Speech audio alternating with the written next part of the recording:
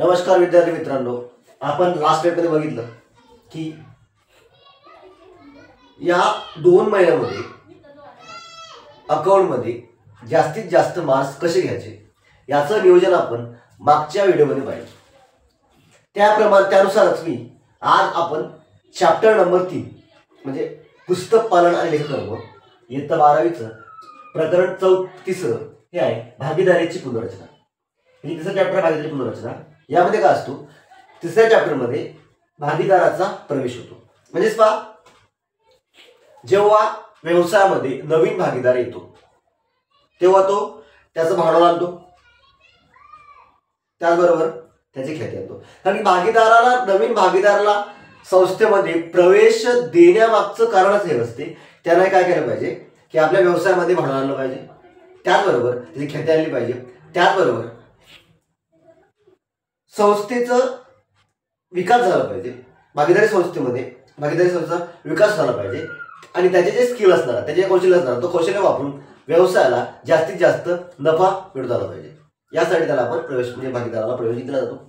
आता जेव्हा भागीदारी संस्थेमध्ये प्रवेश करतो तेव्हा जुन्या भागीदाराच्या नफा तोटा प्रमाणामध्ये सुद्धा बदल होतो. हा बदल कसा आधारित करायचा हे आपण आजच्या व्हिडिओमध्ये पाहणार आहोत. आता नवीन भागीदार आहे समजा अ आणि ब,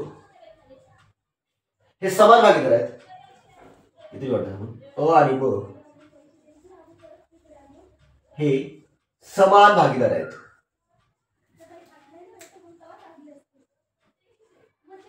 आणि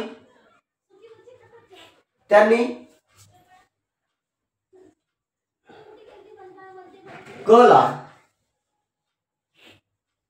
भविष्यातील नफ्यात म्हणजे त्यांनी क ला भविष्यातील नफ्यात 104 किंवा आपण 105 करू, 105 या प्रमाणात हिस्सा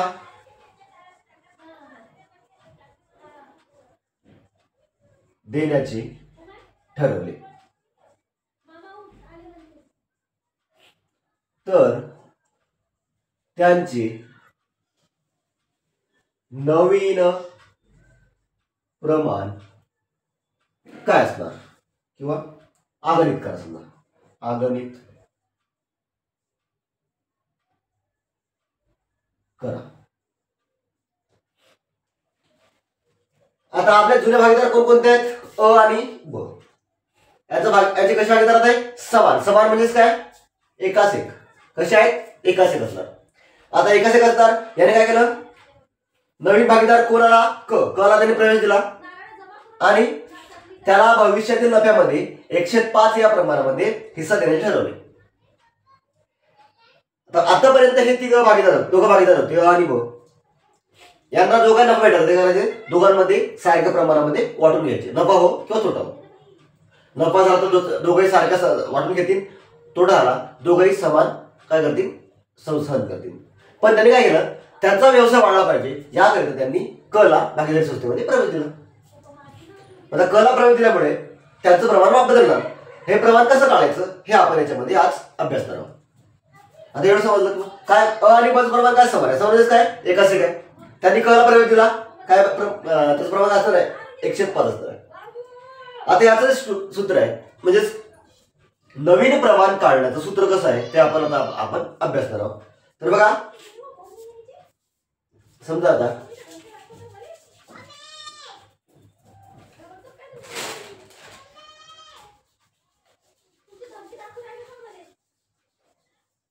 नवीन प्रमाण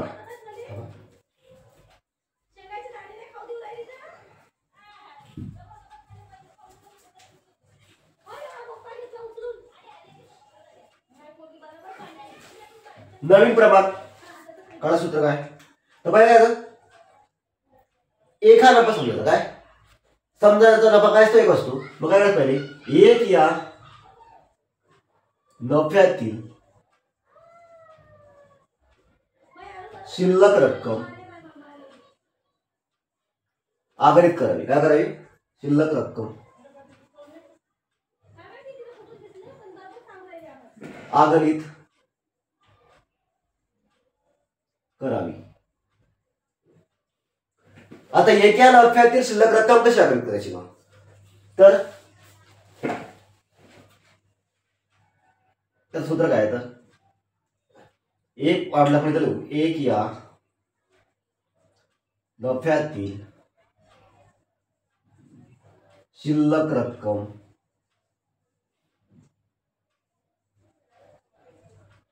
बरोबर काय असणार आहे? एक वजा नवीन भागीदाराचा नफ्यातील हिस्सा.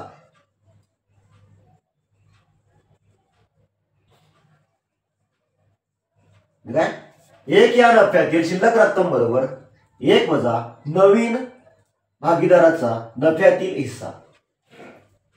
आता आपण क चा हिस्सा काय ठरवला? आपण काय सांगितलं? तर इथं भविष्यात केंद्र आहे 105. काय करायचं? 105 आहे. कसं सॉल्व्ह करायचं? 5 1 5 मायनस 1 आणि इथं 5 हे झाले 405. म्हणजे नवीन भागीदाराचा नफ्यातील हिस्सा बरोबर 405. आता कोणाकोणा जर हा असा अशी वजा करता येत नसेल तर एवढं शॉर्टकट लक्षात ठेवायचं. नवीन भागीदार हिस्सा काय आहे? 105. मग काय करायचं? इथं बरं काय करा, एक म्हणजे 4 किती होते? सॉरी 5 किती? 4 आणि हे 5 झाले. झालं संपलं. म्हणजे 405.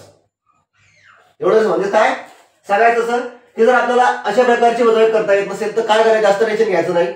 आपल्या भागीदाराचा हिस्सा काय आहे? 105 आहे. मग 105 आहे म्हणून खालच्या छेदामधून एक अंश वजा करायचा, तो छेद येणार आपला. म्हणजे 5 वजा 1 4 आणि 5 7 घ्यायचा. म्हणजे 405 हे झालं आपलं नवीन भागीदाराचा नफ्यातील हिस्सा.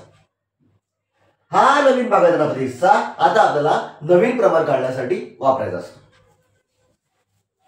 मग आता नवीन प्रमाण सूत्र काय? हे तुम्ही वाटल्यास मी मला असं डिस्कशन मी फोटो काढून पाठवून देईल, ते बघायचं. आता नवीन प्रमाण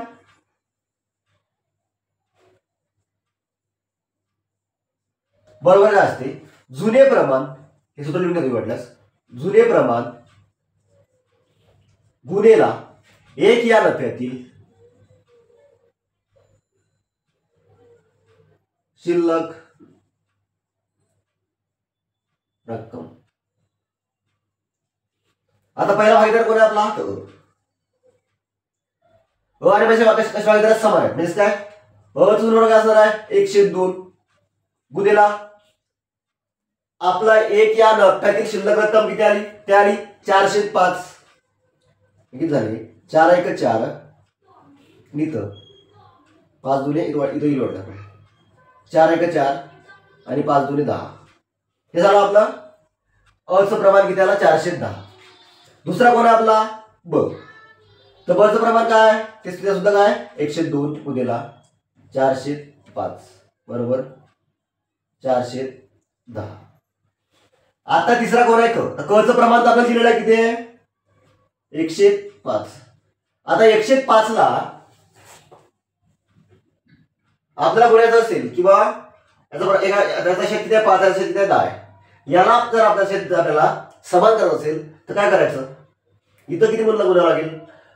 तर सर्वात सोपं सांगतो मी तुम्हाला. समजा किती रुपयात? 10 रुपयात. याला 4 रुपये दिले, याला 4 रुपये दिले, राहिले किती? फक्त 2.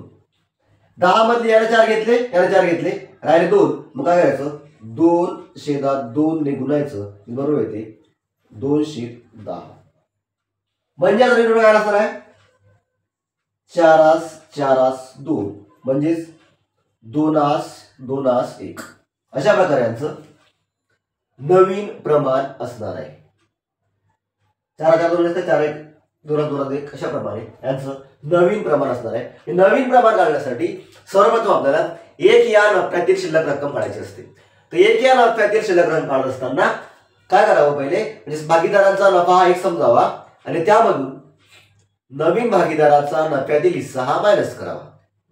अशा प्रकारे तुम्ही लिहू शकता, स्क्रीनशॉट काढू शकता.